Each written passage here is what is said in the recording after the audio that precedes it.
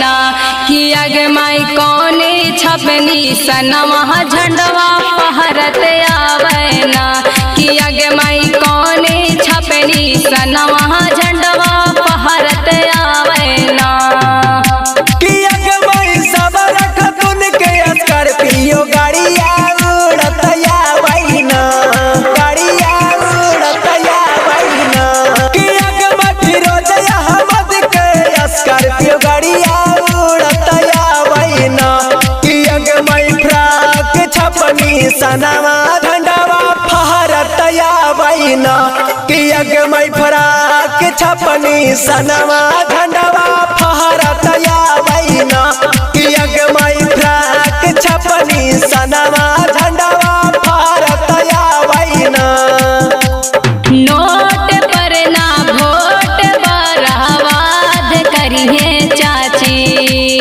Note पर ना vote बर्बाद करिए चाची कि अब की हमर भैया के जिंदाबाद करिए चाची कि अब की हमर भैया के जिंदाबाद करिए चाची।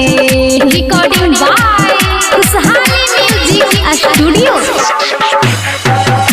कि अगे माई कौन भैया गलिए गलिए घूमा हाथी ना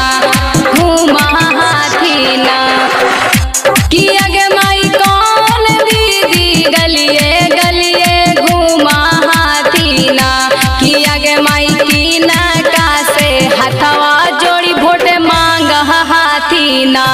कि अगे माई की ना का से हथवा जोड़ी वोट मांग हाथी ना कि अगे माई की ना का से हथवा जोड़ी वोट मांग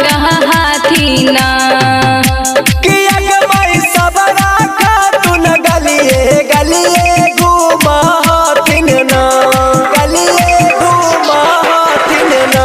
कि अगे माई फिरोज अहमद जी गलिए गलिए घूमा हाथिन ना कि अगे माई जानता से हथवा जोड़ी वोट मांगा हाथिन ना कि अगे माई जानता से हथवा जोड़ी वोट मांगा हाथिन ना कि अगे माई जानता से हथवा जोड़ी वोट मांगा हाथिन ना गलिया ना घूमथिन सावारा खातुन गलिया ना घूमथिन फिरोज अहमद लेके अपन फ्राक छपनी साना जी चाची उहे परदाबाई हवा टाना जी चाची उहे परदाबाई हवा टाना जी। रिकॉर्डिंग बाय खुशहाली म्यूजिक स्टूडियो। कि अगे माई कौने पन चेतवा से भैया खाड़े हाथी ना कि अगे माई कौने पन चेतवा से दीदी खाड़े हाथी ना कि अगे माई कौने पद के कर मटे उम्मीदवार हाथिन ना कि अगे माई कौने पद के कर मटे उम्मीदवार हाथिन ना कि अगे माई कौने पद के कर मटे उम्मीदवार हाथिन ना कि अगे माई लालू पंचायतवा से सब राखा तुन खाड़ हाथिन ना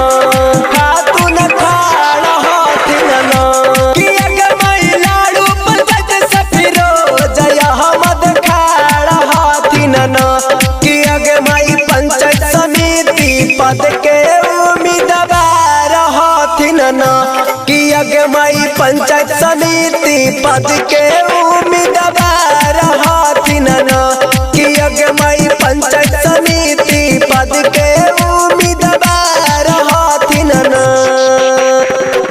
निकला चाची घरा से बाहर हो निकला चाची घरा से बाहर हो सावरा खातुन आइल तुन तोहरे दुआरा हो